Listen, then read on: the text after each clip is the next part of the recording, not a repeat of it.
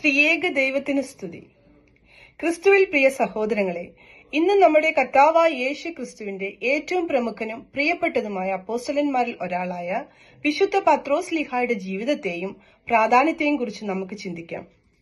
ഷിമയോൻ എന്നു പേരുള്ള വിശുദ്ധ പത്രോസ് ബേത്സേദ ഗ്രാമത്തിലെ ഒരു എളിയ മത്സ്യത്തൊഴിലാളിയായിരുന്നു. തന്റെ ശിഷ്യനാകാൻ യേശു അവനെ വിളിച്ചപ്പോൾ പാറ എന്നർത്ഥമുള്ള പത്രോസ് എന്ന പേര് നൽകി. സഭയിൽ പത്രോസ് വഹിക്കേണ്ട അടിസ്ഥാന പങ്കിനെ ഇത് സൂചിപ്പിക്കുന്നു. യേശുവുമായുള്ള വിശുദ്ധ പത്രോസിന്റെ യാത്രയിൽ വിശ്വാസത്തിന്റെയും മാനുഷിക ദൗർബല്യത്തിന്റെയും ധാരാളം നിമിഷങ്ങളുണ്ടായിരുന്നു. എങ്കിലും കർത്താവുമായി അവനുണ്ടായ ആഴമേറിയ രൂപാന്തരപ്പെടുന്നതുമായ ബന്ധവും നമുക്ക് കാണാം. നീ ജീവനുള്ള ദൈവത്തിന്റെ പുത്രനായ ക്രിസ്തുവാണ് എന്ന് പ്രഖ്യാപിച്ച് യേശുവിനെ മിശിഹായായി ആദ്യം തിരിച്ചറിഞ്ഞത് പത്രോസ് ലീഹായാണ്. വിശ്വാസത്തിന്റെ ഈ ഏറ്റുപറച്ചിലിൽ യേശുവിൽ നിന്ന് നീ പത്രോസാണ്, ഈ പാറയിൽ ഞാൻ എന്റെ സഭയെ പണിയും, പാതാളത്തിന്റെ കവാടങ്ങൾ അതിനെ മറികടക്കേയില്ല എന്ന് വാഗ്ദത്തം നേടി. ധീരമായ വിശ്വാസമുണ്ടായിരുന്നിട്ടും പത്രോസിന്റെ ജീവിതത്തിലും നാം എല്ലാവരും അഭിമുഖീകരിക്കുന്ന പോരാട്ടങ്ങളെയും അപൂർണതകളെയും നിരവധി കാണാം. പീഡാനുഭവ വേളയിൽ പത്രോസ് ലീഹ യേശുവിനെ 3 പ്രാവശ്യം നിഷേധിച്ചു. പുനരുദ്ധാനത്തിന് ശേഷം എന്റെ ആടുകളെ മേയിക്കുക എന്ന് കൽപ്പിച്ച് പത്രോസ് ലീഹ യേശു പുനഃസ്ഥാപിച്ചു. ആദിമസഭയിൽ പത്രോസിന്റെ നേതൃത്വം നിർണായകമായിരുന്നു. യേശുവിന്റെ സ്വർഗാരോഹണത്തിന് ശേഷം അപ്പോസ്റ്റലന്മാരെയും വളർന്നുവരുന്ന ക്രിസ്ത്യൻ സമൂഹത്തെയും വഴികാട്ടി നയിക്കുന്നതിൽ അദ്ദേഹം ഒരു പ്രധാന പങ്ക് വഹിച്ചു.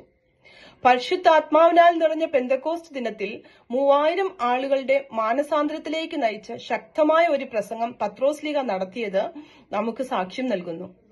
പീഡനങ്ങളെ അഭിമുഖീകരിച്ച അദ്ദേഹത്തിന്റെ ധൈര്യം, അചഞ്ചലതയും ക്രിസ്തുവിനോടുള്ള അവന്റെ സമർപ്പണത്തിന്റെ ഉദാഹരണവുമാണ്. തടവും ഭീഷണികളും ഉണ്ടായിരുന്നിട്ടും പത്രോസ് സുവിശേഷം പ്രസംഗിക്കുന്നതിൽ തുടർന്നു. യേശുവിന്റെ നാമത്തിൽ അത്ഭുതങ്ങൾ പ്രവർത്തിക്കുകയും വിചാരണയിൽ വിശ്വാസത്തിന്റെ ശക്തമായ മാതൃക നൽകുകയും ചെയ്തു.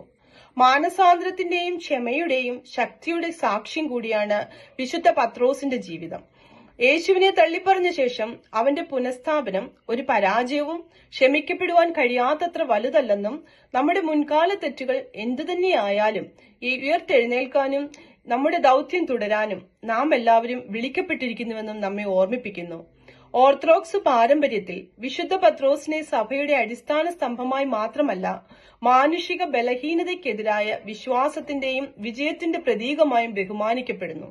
സഭയുടെ പഠിപ്പിക്കലുകളും അദ്ദേഹം എഴുതിയ ലേഖനങ്ങളിലും അദ്ദേഹം സ്ഥാപിച്ച വിശ്വാസ സമൂഹങ്ങളിലും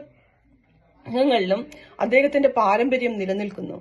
വിശുദ്ധ പത്രോസിനെ നാം ഓർക്കുമ്പോൾ അദ്ദേഹത്തിന്റെ അചഞ്ചലമായ വിശ്വാസവും അനുതാപവും അദ്ദേഹത്തിന്റെ നേതൃത്വവും നമ്മെ പ്രചോദിപ്പിക്കുകയും പത്രോസിനെ പോലെ നമുക്കും യേശു ക്രിസ്തുവിലുള്ള വിശ്വാസം ധൈര്യപൂർവ്വം പ്രഖ്യാപിക്കാം. തെറ്റുപറ്റുമ്പോൾ ക്ഷമ തേടാം, സഭയുടെ ദൗത്യത്തിൽ ഉറച്ചു നിൽക്കാം. സ്ലീഹായുടെ മാതൃകയിലൂടെ മറ്റുള്ളവരുടെ വിശ്വാസത്തെ പിന്തുണയ്ക്കുകയും പരിപോഷിപ്പിക്കുകയും ചെയ്യുന്ന നമ്മുടെ സ്വന്തം സമൂഹത്തിൽ പാറകളാകാനുള്ള ശക്തി നമുക്ക് കണ്ടെത്താം. ആമേൻ.